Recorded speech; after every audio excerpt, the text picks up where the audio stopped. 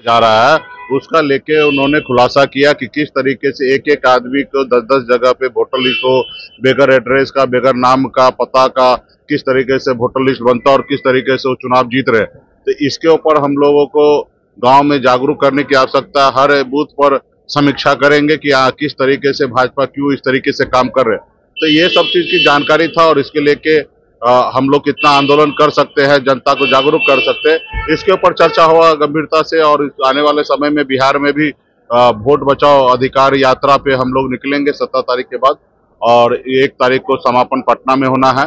तो यही है कि देखिए, देश में जो भारतीय जनता पार्टी, जो चुनाव आयोग, जो अपने आप में संवैधानिक संस्था है, जिनके कंधे पर है कि देश के जनता के बीच में जो जनता मालिक है, उसके बीच में सरकार अच्छा काम कर रहे या नहीं कर रहे, ऐसे सरकार का फैसला लेने का 5 साल का समय होता है। और 5 साल में उनको सरकार अच्छा काम किए तो उनको रखो, नहीं तो उसको हटाओ।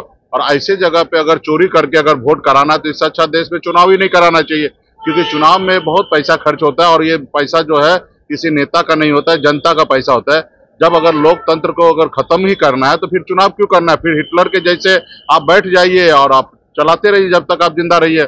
लेकिन बाबा साहब ने तो ये नहीं सोचा, वहां पे ये सोचा कि जनता का हित का जो काम करेंगे वही जन राज करेंगे, जो नहीं करेंगे उसको 5 साल में कुर्सी छोड़ना पड़ेगा। अगर इस तरीके से है तो कहीं ना कहीं जनता का जो अधिकार है उसका हनन किया जा रहा है। मंत्री अमित शाह आज बिहार आ रहे हैं, 22 तारीख को सीएम भी आ रहे हैं। देखिए, चुनाव का समय है, बिहार जो है वो मोक्ष का धरती है, लोग ऐसे आते जाते रहेंगे।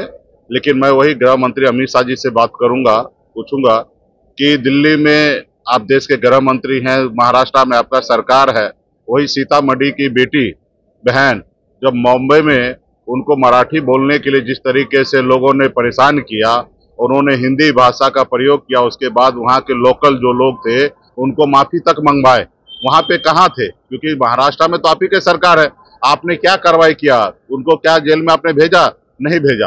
आप सिर्फ बिहार में वोट बैंक के लिए आ रहे हैं। कैसे भी बिहार के लोग आपको वोट दे, लेकिन आप बिहार के जनता